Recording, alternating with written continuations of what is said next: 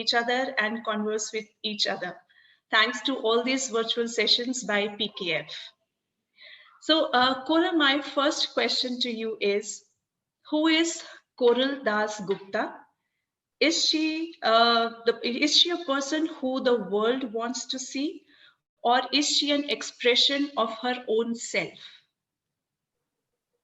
Uh, well, Jyoti, this is quite a question. Uh, I am not sure whether I fall into the definitions that the world would like to put on me, because the world wants to see you as a right winger or a left winger. The world wants to see you as a professor or a sports person. They want to see you as an author or a artist of another kind. They try to put definitions, and I am always told by many well wishers that you must specialize. You must have one word for yourself, which will be your primary identity.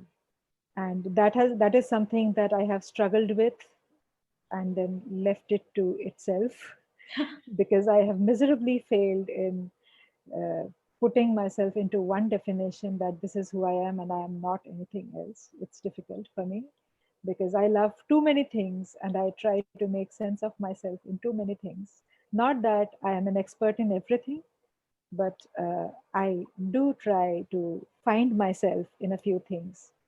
I am very fond of all kinds of art, not all of which I can practice. Uh, some very, very deep calling were I wanted to be a sculptor. Uh, I couldn't because I have a migraine issue, and taking that course would have subjected me to the kind of sculpting that I wanted to do, would have subjected me to a long exposure in the sun. So I couldn't be. I also wanted to be a Bharatanatyam dancer, but I realized that calling much late when I felt that I am too much into other things. So since I couldn't be any of these, I probably have been an author. And my first fiction explored the life of a sculptor. Second fiction explored the life of a Bharatanatyam dancer.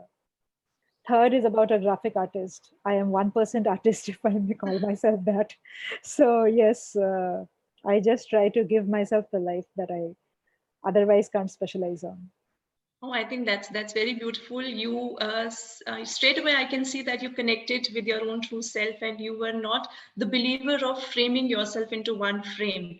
So Yes. instead of breaking all the cages and coming out of that, you have tried so many things, and touchwood, you're flourishing in each one of them.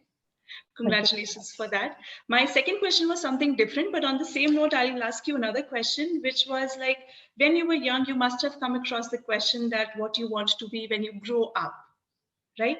So is that you always wanted to be a storyteller, a writer, or an author, or is it the call which came to you much later? Actually, now when I look back, I remember that even now, my mother always says that I am the biggest liar in the world, and I can lie below everything in a way that nobody will be able to catch me. I mean, I will lie with such a straight face. So now I tell her that then I didn't know that I'll be a storyteller in future, but telling lies is actually a prep period for writing fiction. So Oh, that is that's a different perspective, actually. Taking guys into a different line altogether and framing it in a storytelling form. That's nice. yeah. Basically, I what I understand is I didn't want to give very uh, Gisapita answer. So I tried to fictionalize, I tried to create moments always. That was something that came very naturally to me. And of course, there were lies, but I enjoyed doing that. I can't tell you how much. So probably that was a prep period, but no, I never thought that I'll be author, or I never actually thought that I'll be a person who will work from home. I always thought that I'll be a uh, office goer, because that discipline of an office, the schedules and stuff, they actually I relate to them. I more. I am not an entrepreneurial mind at all. I cannot make 2 plus 2 7. I am a very two and two 4 person. but life conspires. Yeah, because when you say that you are a 9 to 5 person, from your mind, and still you go with your creative instinct and imaginary instinct, these two things, they are two sides of the life. So when you are fixed from the frame of 9 to 5, you can't do other thing. When you are doing, your own imaginary stuff, you can't go by the discipline and the rules and regulations. So you are doing that. That's really amazing. So much to learn from that. So when you say that you do that 9 to 5 stuff also, you also teach marketing management to postgraduate students, right? So how do you correlate your worldly and professional side with your creative and imaginary aspect? They're actually all interrelated. Teaching, I don't get time for full-time teaching any longer. I take up courses as and when it suits me, and go for semester-based or subject-based teaching. Uh, but when it comes to keeping your creative aspect alive, that anybody can do at any profession. It's your creativity is all about doing things differently and not following the existing norms, right? You create Right, something because you believe that something has not happened in that way before, and so you create it. It can be art, it can be something else. So right, perhaps a person in a corporate job will probably make his sales pitch in a way which is as good as any kind of acting, which is as good as any kind of art. Right now, you and I are talking. That is also creativity because you are probably asking the questions which are the kinds that are not repeated with everybody. That is, I mean, when you try to do that, that is about you using your creativity. And right, RJ does that every day. Her or his main tool of art is her voice. So different topics, different voice modulations. So we all are creative people end of the day, some big, some small. And we all are trying to, basically, I understand that any profession, be it an artist or be it some other profession which thinks that art is not a part of that profession. That is a myth. It's not. Every profession is an art profession. But and whatever be the profession, there is an art angle, and there is a everybody is trying to discover themselves in new light, and that is their art. yeah, that's correct. But how easy it is for you to move from a particular form and structure to a life which is more towards more flexibility and more creativity, because when you are into the frame of teaching someone, it has a particular form and structure. You have to go by certain rules what is given in the academics or whatever it is. And when you go to your own self, there is a lot of flexibility with the time and with the structure, because there is no form and no structure in the flexible area. So how easy it is for you to move from one place to another place? There are two things. Let me come to your second question first, which is about the flexibility. Yeah. You will not be able to enjoy your flexibility unless and until you put a discipline to yourself. So Hmm. that is something. Discipline is something that has been, injected into my blood by my mother and my school, and I have never been able to come out of it. So I still, till date, there's nobody who is telling me to do these, but then I get up very early in the morning. I have always done that. So my day starts at 4:30. That is my primary writing time because that is the time when nobody needs me. My mobile is not buzzing. Okay. So that is my primary writing time. And in whatever I do, I try to give myself a routine. I try to put myself through structure of the day, that this is the time when I do this, that is the time when I do that. And there is also a time when I try to get up. Not every day I can get up at 7 o'clock and say that the day is over, but I try to do that. So that kind of a discipline is something that I believe in, and I feel that uh, even in a corporate life, someone can do that if there's a very big if, and that is Hmm. probably the more direct answer to your question. In a corporate life, your work depends upon everybody else's work. If True. they do on time, you will be able to do it on time and deliver on time. In my space, when which deals with more of people who are following a flexi schedule, uh, There is some kind of flexibility, yes, but there is also a large amount of accountability. Because we are on ourselves, we are not at liberty with our time that we can do whatever we feel like and whenever we feel like. When it comes to the responsibility and accountability, no, it is the same. So it is about who we choose to work with, that that takes our discipline forward or follows our discipline. Going to your first question, let me tell you an example that I had that I can cite in this respect. When I was teaching consumer behavior, I usually teach consumer behavior. That is my area of expertise.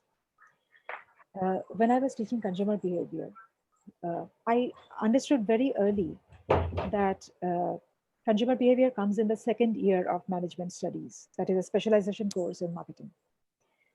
So the kids were already read on all kinds of Kellogg's and Kellogg's and Cadbury's and all kinds of case studies that are usual in Kotler, which is the Bible of marketing management.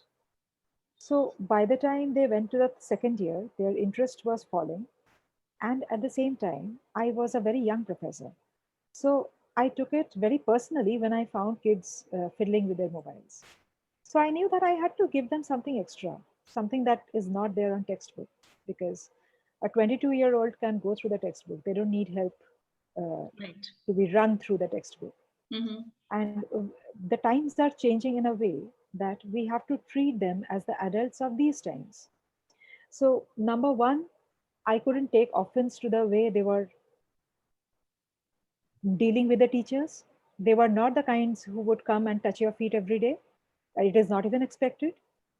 And there is some level of camaraderie, there is some level of friendship that they expect from their teachers. And you cannot take offense to every word and every kind of behavior, because that is the language and expression of this generation. Right. Yeah. If you fail there, you fail in that relationship building, you fail in entering their personal space. Agree. Second is, so when I went there and I felt that I need to give something extra, what I did was I started talking about Indian cinema in class. Now, everybody has different kinds of interest, but cinema is something that everybody connects to. It's common, yeah. Yeah. So I started talking about brand personalities. Why is Salman Khan the face of Big Boss? Why was Yuvraj Singh the face of 30 Plus? And then I have been a fan of Shah Rukh Khan. I have followed his journey very closely. So I brought a lot of Shah Rukh Khan. And the kids had actually named me Shah Rukh Khan Wali ma'am. But a lot of case studies happened impromptu in class. And they were totally on marketing behavior, consumer behavior. And consumer behavior as a subject is very deep into psychology.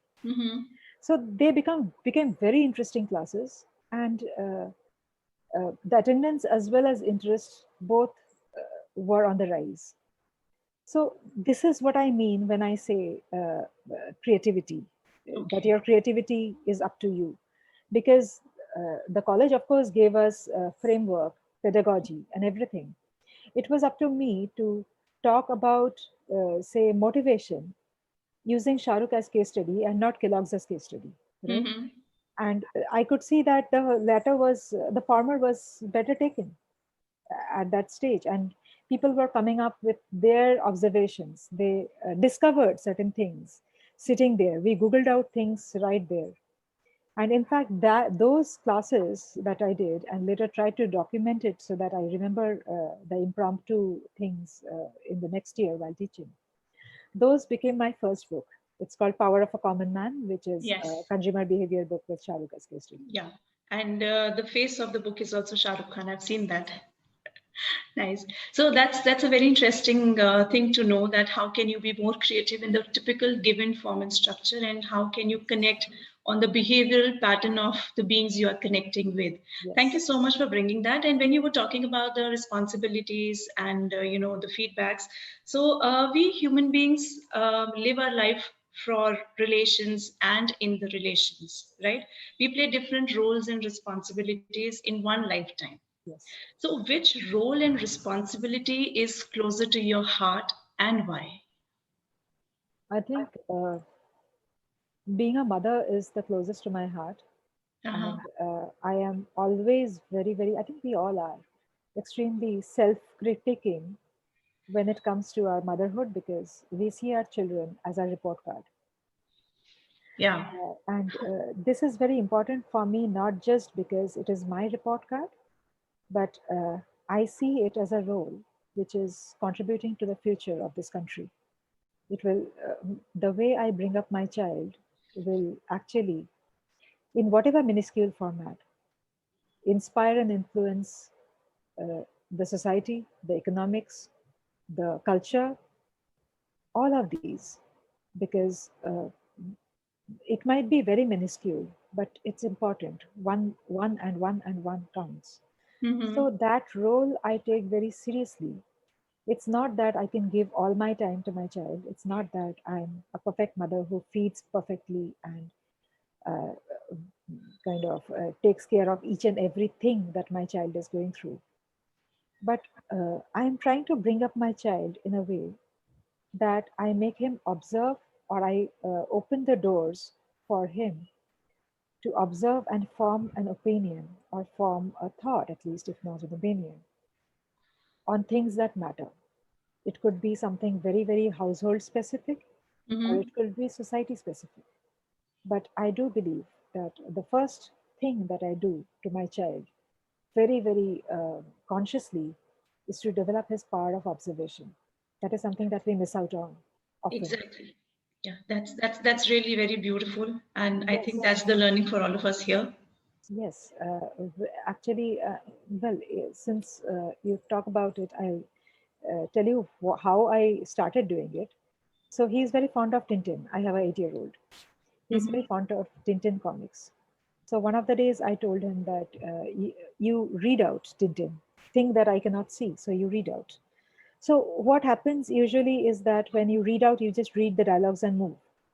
Though you are watching everything, you are watching the cartoon, but you just read the dialogues and move. And so I told him that no, this will not happen. You have to tell me each and every element in the story. So Wow. now he was, talking about the mountain at the back, the nester carrying something. He has no dialogue, but he's carrying some drinks. Uh, one step on Marlin's Pike is broken. Snowy is doing something with a cat. So these are just, you observe subconsciously anyway, everything you are observing. But when you actually get someone to do that, they are more conscious about the things that they are taking in, and they ask questions. And those questions are very important, I believe. So Wow. since the time I have been able to do this, his questions have increased. Some questions are very relevant and difficult to answer, I but know. then it's important that they observe and they ask. Yeah, that's so cool, and I call it as a conscious parenting. So you are doing that, and you are raising a conscious, being on the planet. That's a wonderful contribution. So now we come to the next one. My next question is: you were recently signed up by Pan Macmillan for a 5-book series on mythological fiction, the Sati series. One I am, eagerly waiting for, the Panchkanya. So why Panchkanya, and what's the thought and idea behind this Sati series? Actually, when I see when I see Hindu philosophy, right? I'm not talking about religion specifically. I'm talking about philosophy, because philosophy is much larger, religion is Hmm. much smaller. Yeah. When I look at Hindu philosophy, I see that the Hindu texts, Hindu literary texts, have actually left behind a lot of stories, uh, arranged chronologically and beautifully told, which are the epics Ramayana and Mahabharata. Immense number of stories, and they haven't given us at the end of every story a bulleted takeaway. They haven't told us that this story should be read in this pattern and this is what you should learn. Hmm. These stories are just given to the readers and left on to the readers to interpret in the way they find uh, perfect. So at every era has its own politics, and the politics of every era has defined the stories from that perspective. Yes. Now, when I look at the feminine legends of Ramayana and Mahabharata, this particular thing was actually triggered by people saying that the epics treat women very regressively. So that was a question in my mind, that is it true that an epic which is so vast and so huge and so deep in philosophy will treat one form of, I mean, if you look at Hindu philosophy, it says it gives very less importance to the body and Right. a much bigger importance to the soul, because the soul is permanent, the Yeah. body is temporary. Right. So the kind of philosophical text which is treating a human being from the larger perspective and not from the smaller context of one life, one body, how can that treat one form of life with regression? I mean, I couldn't somehow, that was a question in my mind. Mhm. And when I went back, I was always well read in mythology. It was very much my interest. So when I went back to actually kind of went back to my dashboard thinking about it, I figured that the texts did not, treat the women in a regressive way. The texts had just told stories. The Mhm. interpretation has been regressive. At Mhm. every era, for example, Ahalya, Ahalya is out, was Yes. out in August. Mhm. So, for example, Ahalya, the way we have heard about Ahalya when we were children was about she had committed a sin, Mhm. or she was a part of a sin because of which she was punished, right? Mhm. Yeah. But when you actually look at the story and think about it, you will get 100 different interpretations, which doesn't challenge the framework of the story, but actually tell you a very different story if you are open to hearing that. Mhm. I heard, and what I heard, I had written in Ahalya. My hypothesis is that Ahalya didn't cheat. Nobody cheated. Ahalya had just done what she was meant to do, and that was a part of the task that she had come to Earth for. That was a part of her personality. I'll not give away the story, but uh, when you read it, you actually get to see that the element of cheating is not cheating at all. Nobody cheated. Ahalya Nobody. didn't cheat. Indra Right. didn't cheat. Right. They all worked together in a particular in bringing certain things in a way that could be interpreted as cheating, that could be interpreted as infidelity, and Mhm. people did interpret it as infidelity and present it to us that if a woman does this, they will be Mhm. cursed, they will be turned into a rock. Mhm. Ahilya had committed a sin. Mhm.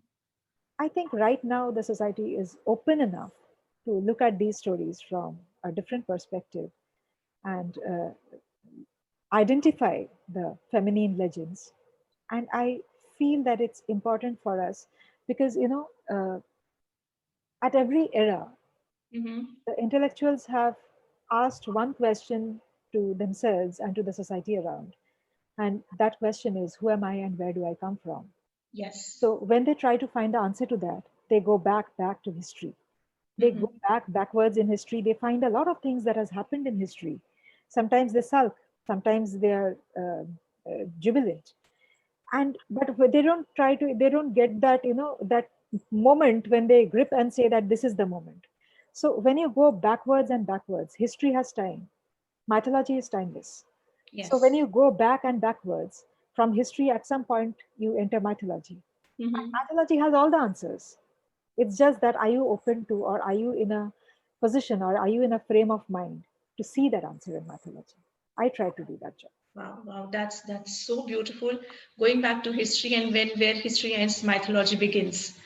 And then it is endless thing and you can find all the answers what you're looking for. Thank you so much for giving this Coral. It's beautiful.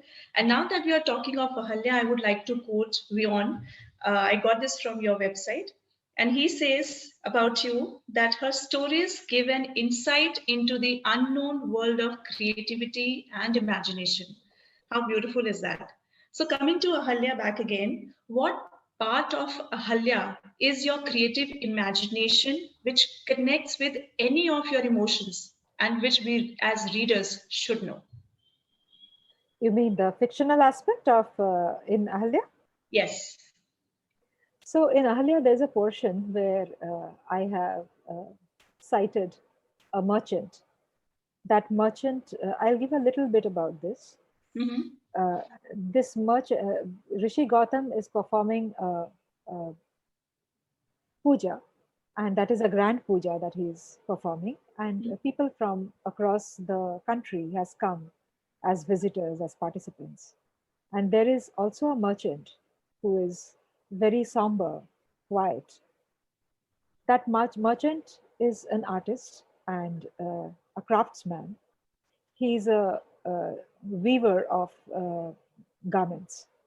Mhm. So he had a premonition that thousands of years after, in the city of Mithila, there would be a girl called Sita, and Sita would be the reincarnation of goddess Lakshmi. Yes. So he has weaved a sari for Sita and taken it to the royal court of Mithila. Mhm. And the royal court and the royal women, they love the sari, but they reject it because they found it ridiculous that the saris, which they find is so beautiful and they want to own, is actually named after a woman who would be born thousands of years after. Since Mhm. the sari is dedicated to someone else already, they refuse to take it and Uh-huh. own it. So this merchant comes. He's very shaken and very heartbroken because rejection of art does havoc to an artist. So he is very shaken and he doesn't know what to do with that sari. He has brought the sari to be given to the puja. So there are lots of gifts that Gautam has received in that puja, and Mhm. he gives all of them away, but only keeps that sari for Ahalya. Okay. And Ahalya is also deeply taken by that sari, the beautiful mustard colored sari with a violet border. She loves it. The book says that I was so taken by the beauty of the sari that I couldn't read the curse that comes with it. It is the rejection of a merchant. Mhm. His sigh is in that sari, Mhm. embedded in it, in the thread. So she wears it, and after that, her relationship with Gautam progresses, but doesn't go anywhere. It falls flat. Uh, that merchant, I said, that there is a gossip among people, or it is Ahalya's thought, that that merchant will be reborn as Lakshman. And the idea came from this, that whoever gives Mhm. also, uh, whoever gives you pain also takes away pain. So Lakshman was an indirect contributor to her pain.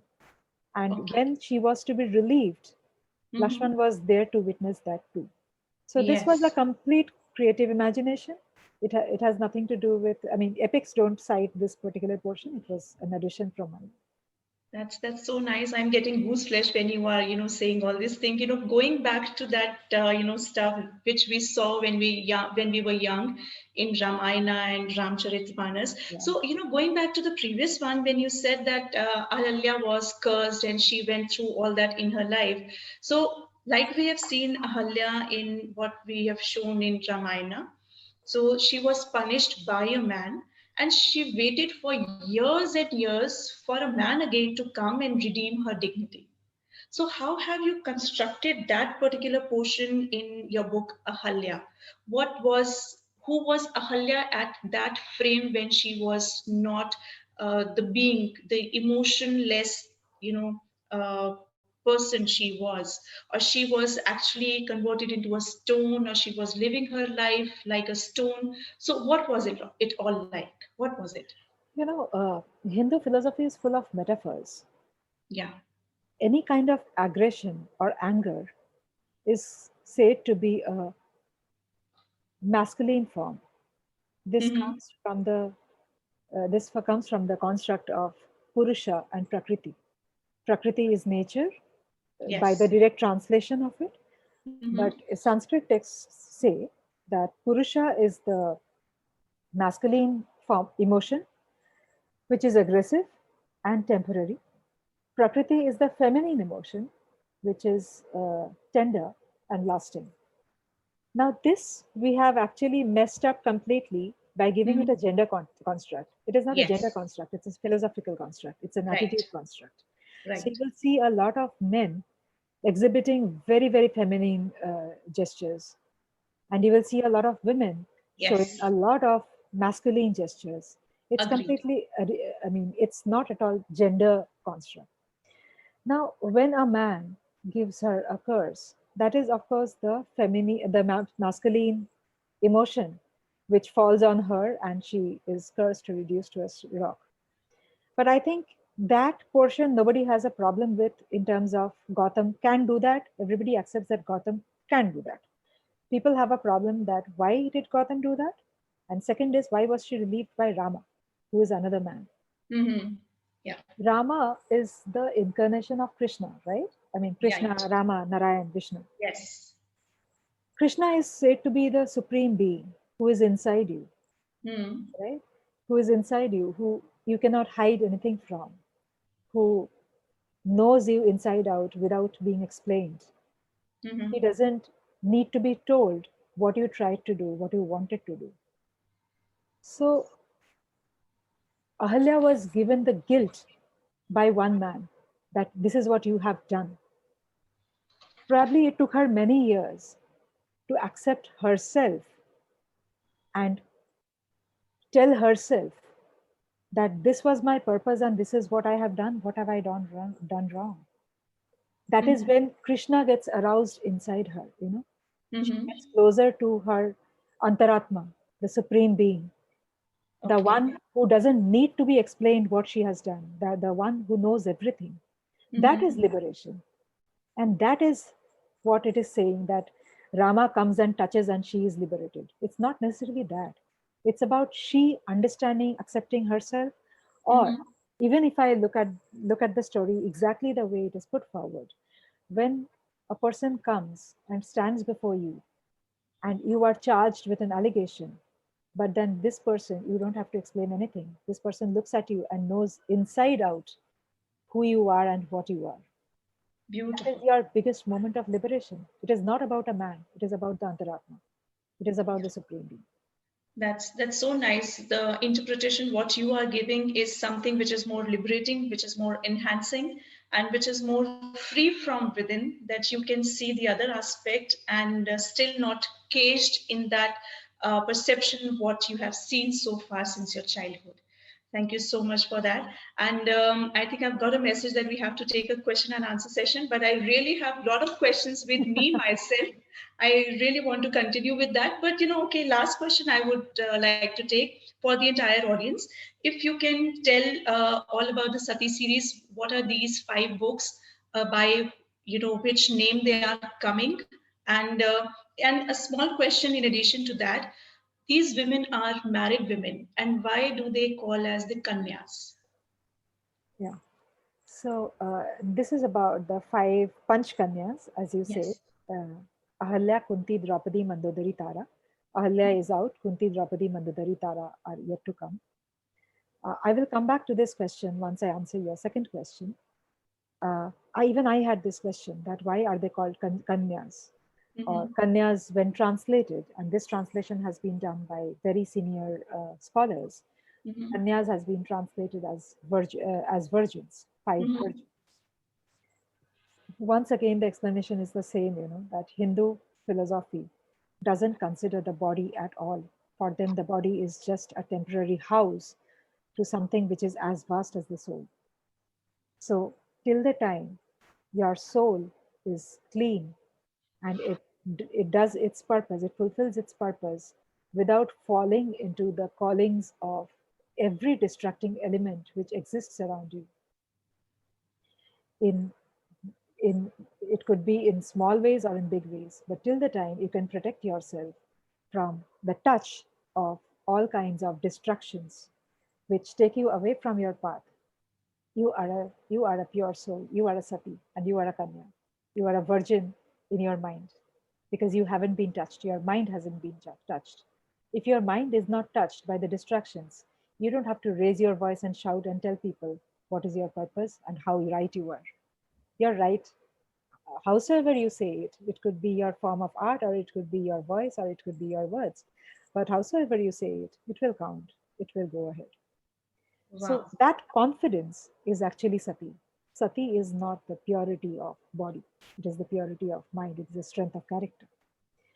Now, going back to your first question, what I am trying to do with these five feminine legends of Indian Mhm. mythology is trying to draw attention on those aspects of telling their stories that has been overlooked. For Mhm. example, right now I'm working on Kunti, and one question that often intrigued me, or something that I'm exploring right now, is that what was Kunti's relationship with Surya? Mhm. Know that Yes. Kunti is known for abandoning Karna, Ah, right? yeah. And she is called cruel. Mhm. But if you look at it, Surya was Karna was Surya's son, right? All Yes. Kunti and Surya is the one who can see everything. He is all knowledgeable. He can Mhm. see everything. So Kunti had not abandoned. Kunti had actually just given the son to the care of his father. The entire Hindu mythology has millions of such examples or such moments where the father has given the child in the care of the mother and left. Kunti is Mhm. probably one of those women who has given her child to the care of the father, and hell has broken loose, right? Okay. So I'm Yeah. trying to explore that aspect of relationship, that what was Kunti's relationship with Surya, and why did she have the confidence to give Karna in the care of the father, being a mother? So this is what I'm trying to do, trying to draw attention towards neglected, ignored areas of telling these stories. That's what I mean. That's amazing. That's amazing. So with this, I guess Kunti is the next one which is coming up. Is it? Yes. Wonderful. So when can we have Kunti with us, the book? Kunti is expected in end April or May Okay, 2020. wonderful. All the best and Thank you congratulations so for much. that. And with that, I have to end my questions, though I still have a lot of lists. So I'll take up the questions by the audience. They are already here. So the first question I'm taking is Bharti's question, and she is asking, what do you think was Ahalya's biggest strength? Uh, I think Ahalya's biggest strength was her capability to not remain sad for a very long time. There is a portion where Gautam tells her that she has been crafted in a way. Brahma has crafted her. She didn't have a mother. She was Brahma's child only. So Brahma had crafted her in a way that whatever happens to her, she will recover very fast. Her mind recovered very fast. Actually, the Mhm. body is just, the body is slave of the mind. Yes.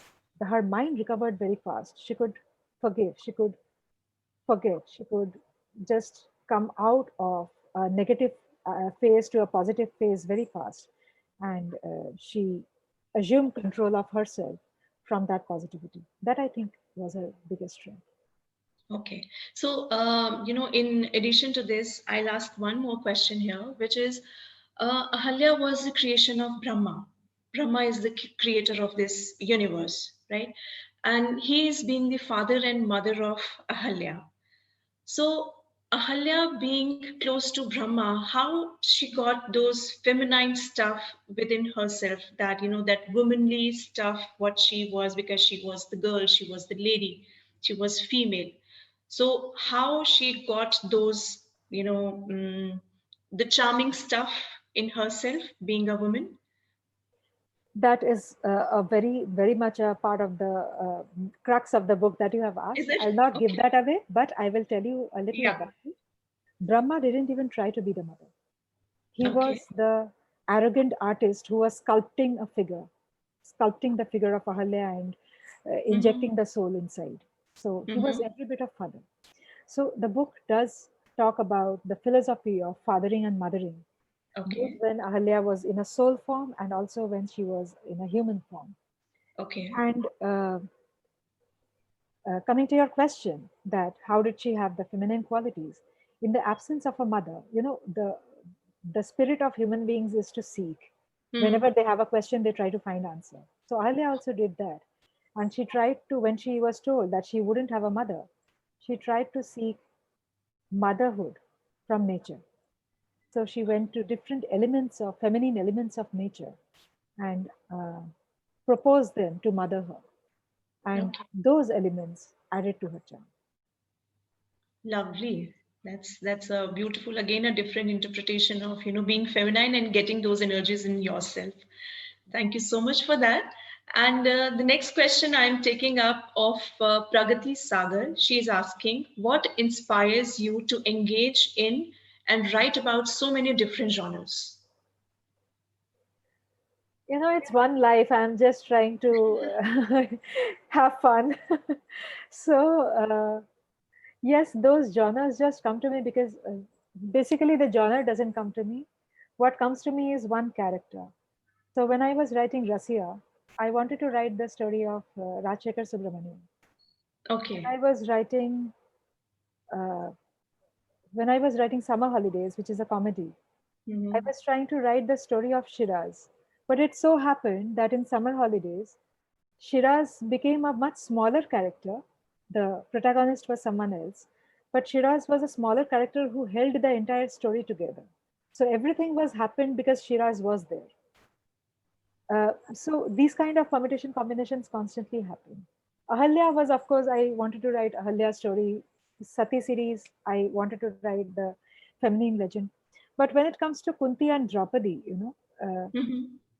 though these stories will have their own elements of feminine very strongly, one aspect that I will definitely, and I am already doing that, is to understand the relationship of both of these women with Bhishma, because Okay. there is a very strong reason for me to consider that, which I'm not giving out right now.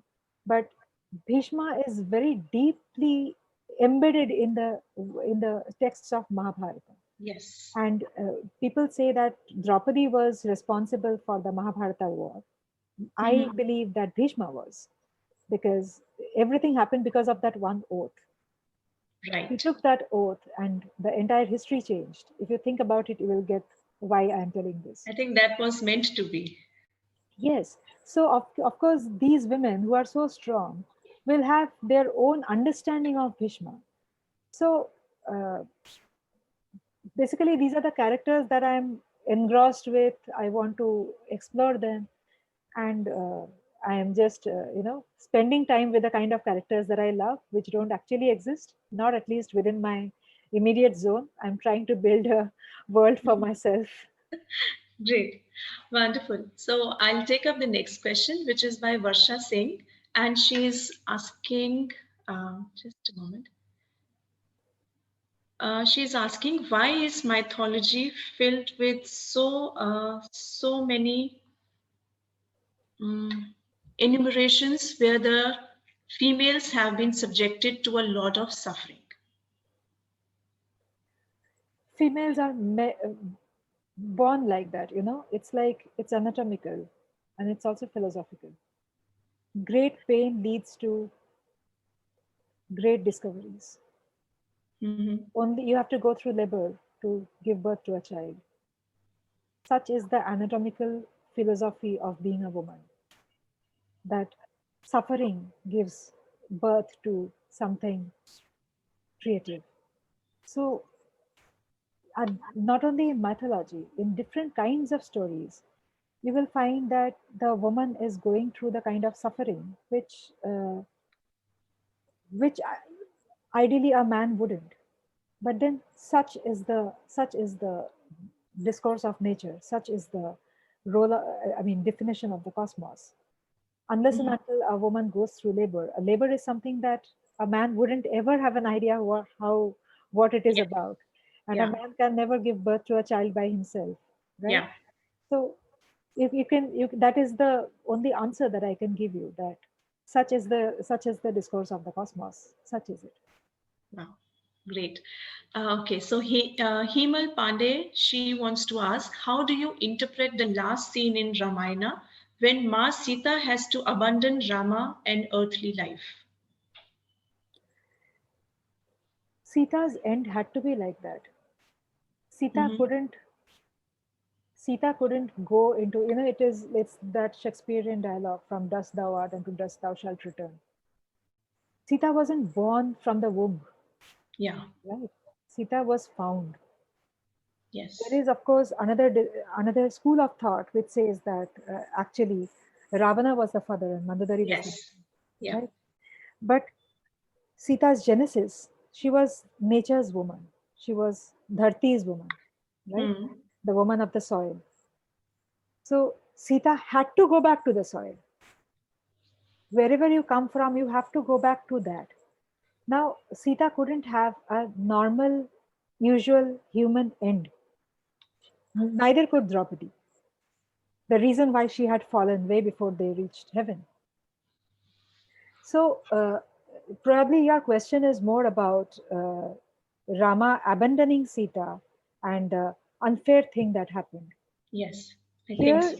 here, when I look at these stories, the way I see is that Rama is called Maryada Purushottam, or Mm.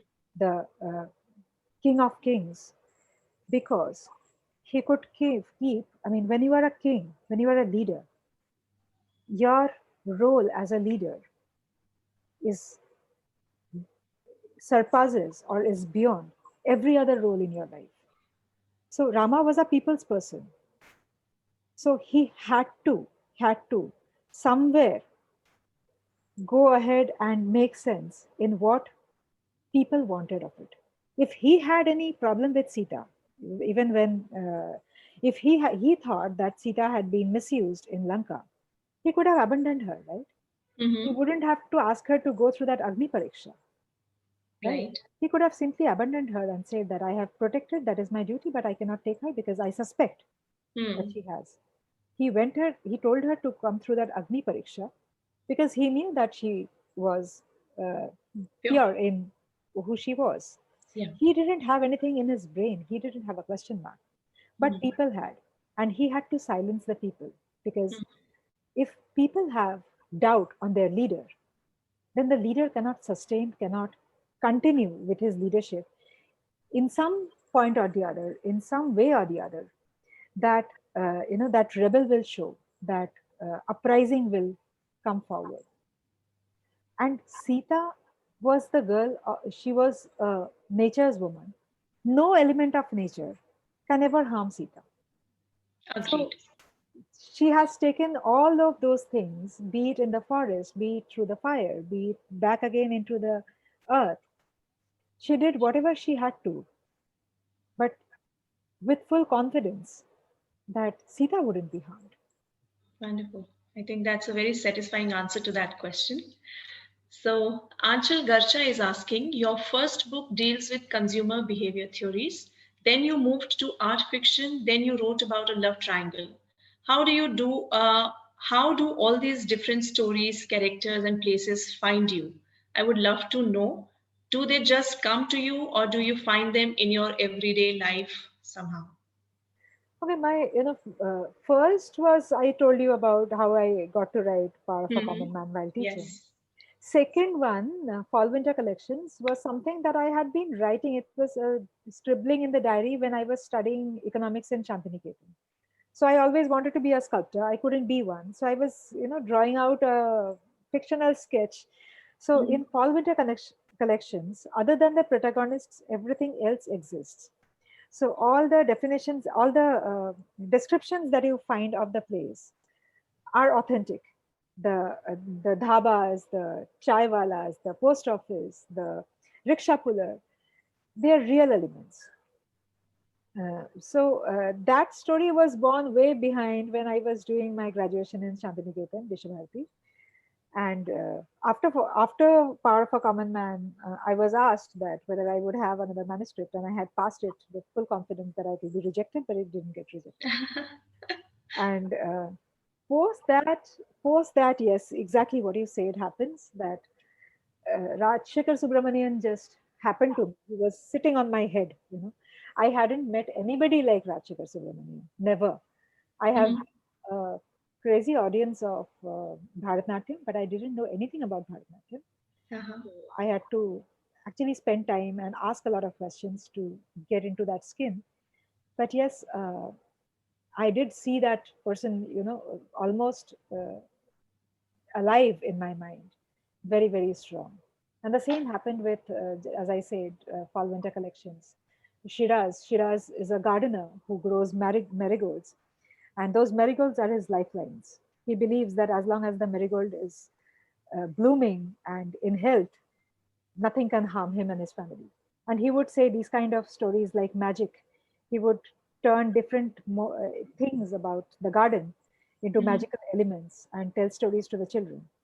This was again another character that just came to me, that someone for whom the uh, marigold was magic, and the day Shiraz died, the marigolds died too.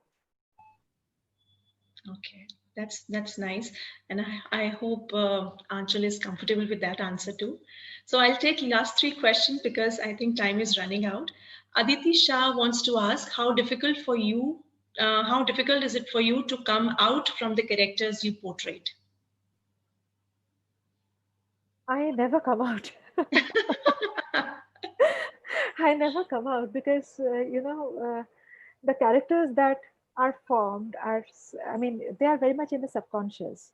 When Mm, I talk, that is the conscious talking. When I write, that is the subconscious talking. okay. That is how it is, because if you sit down and write, you will find that you have written so many things which you didn't know existed inside you.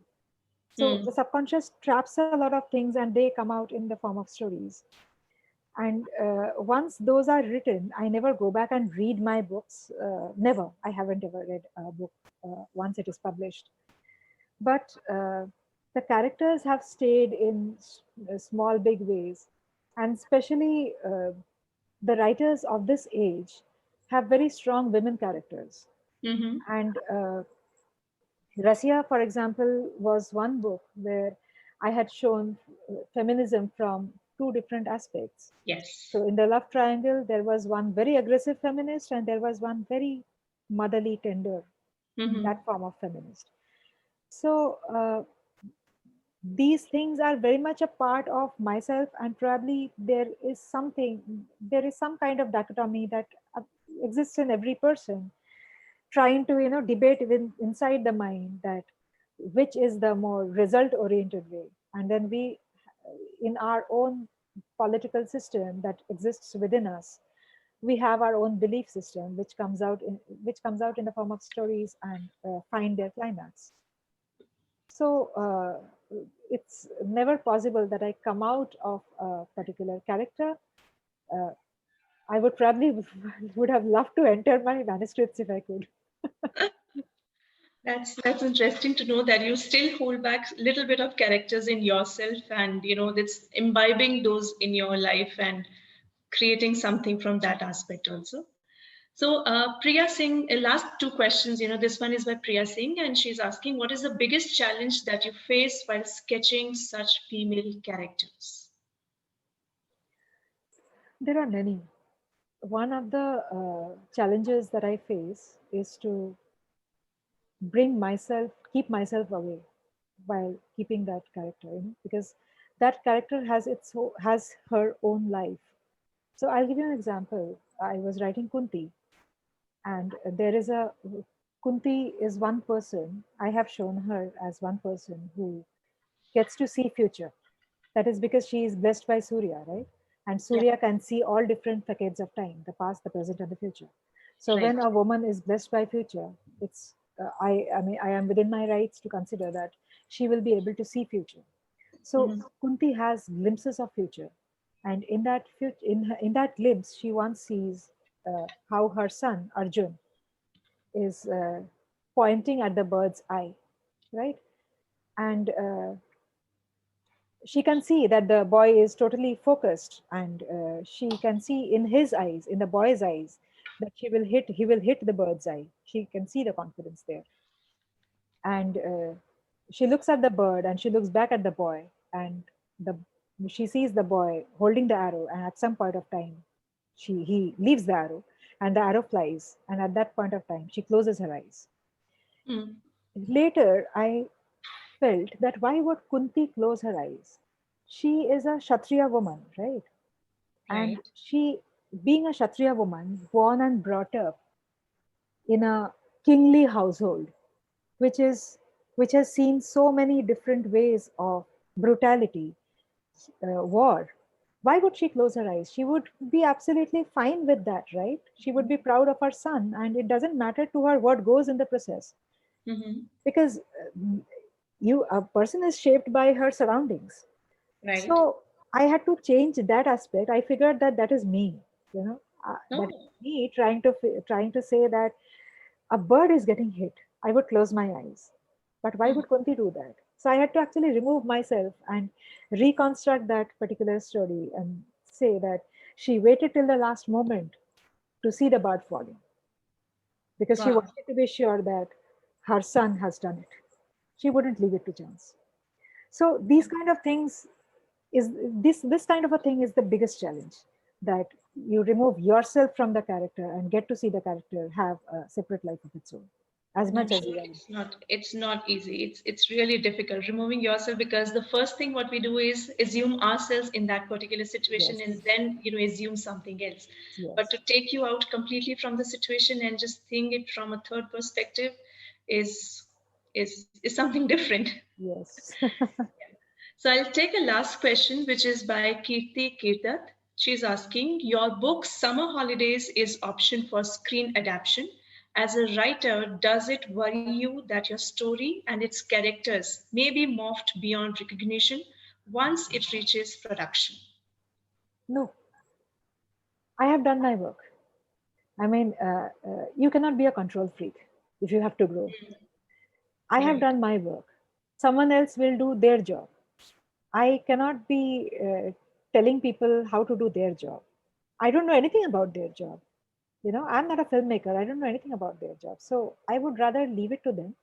And Mhm. whatever happens, whether I will definitely have my personal likings and dislikings, Mhm. but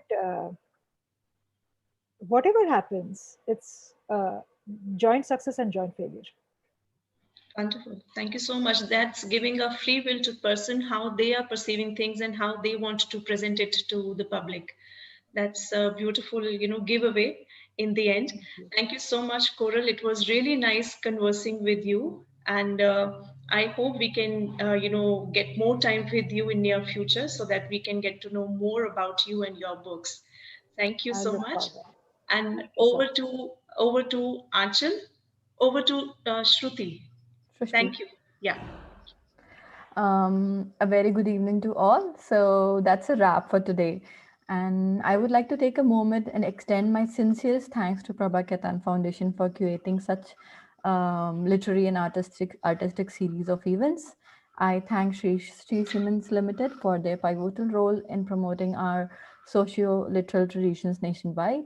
Thank you, Hayat and Harkaran sir. Your mere presence mean a great deal to us. On my front, I'd like to extend a hearty thanks to Coral.